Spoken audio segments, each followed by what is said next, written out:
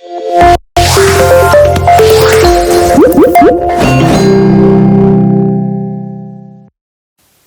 chào các bạn.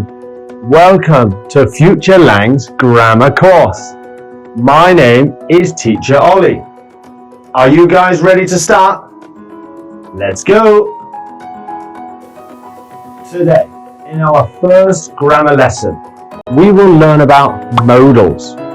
Should, have to, ought to, and must. Let's start! So, have you heard about modal verbs? Modal verbs are the auxiliary verbs that add additional or specific information to the main verb of the clause. Today, we will focus on 4 modal verbs: should, ought to, have to, and must. The first thing we have to remember before going into more details is that a modal verb is always followed by a bare infinitive. Now, here are the modal verbs for today. Should.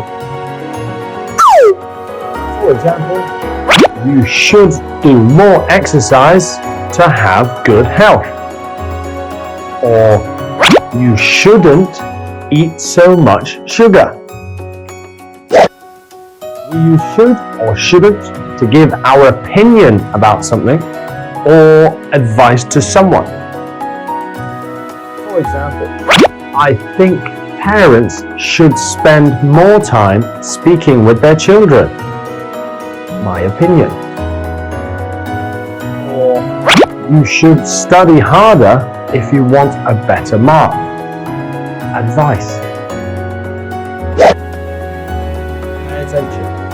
We can also use ought to or ought not to replace should or shouldn't, and it keeps the same meaning. And we use the forms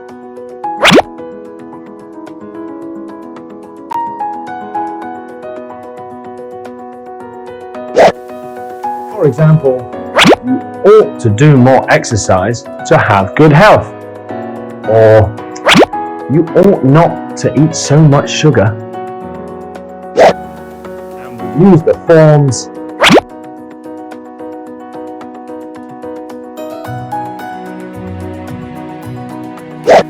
but be careful of these facts. Should is more common than ought to. The structure, I don't think we should, or we ought to, is more common than I think we shouldn't, or we ought not to. For example, I don't think you should drink much cold water. Or, I think you shouldn't drink much cold water. Less common. See some more examples of these modals. Should or you ought to revise your units at home. You should or you ought to see a doctor. You shouldn't or you ought not to drink and drive. You should or you ought to stop smoking. We will move on to the 2 other modal verbs, must and have to. Must has a stronger meaning than should or ought to. Must and have to are used to express obligation or the need to do something. For example, we must wear uniforms at school.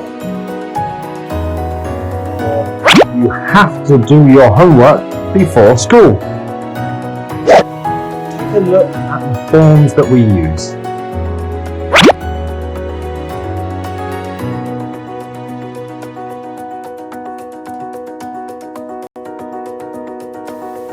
And or the negative form for both of them?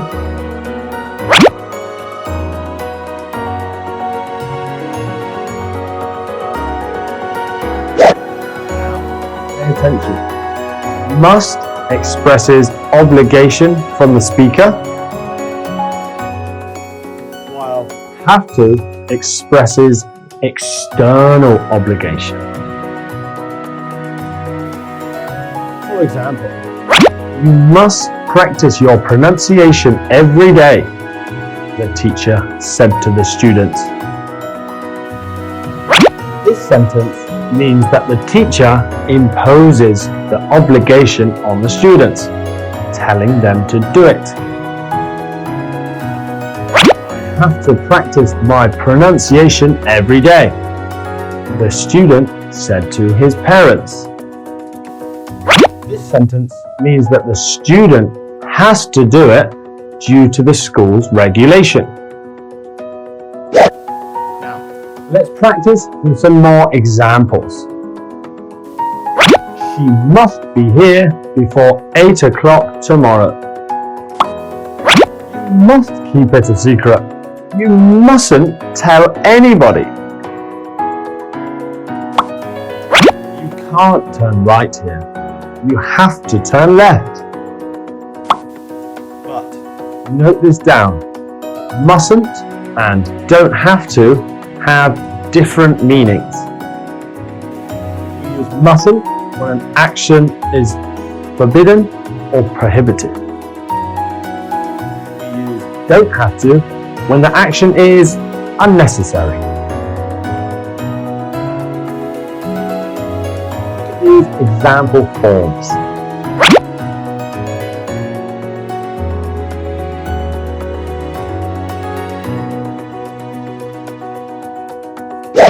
For example, you mustn't cheat in your exams.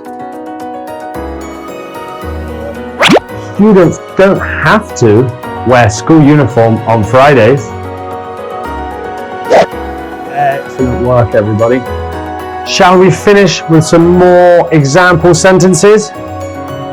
Okay. You must get up early in the morning. I have to stop smoking. My doctor said so. You should send this report by September 8th. You ought not to eat candy at night. You must stop when the traffic light turns red. You must not smoke in the hospital. Should I turn on the air conditioning? Fantastic work, everybody. That's it for our grammar lesson today. I hope you enjoyed it as much as me. See you next lesson.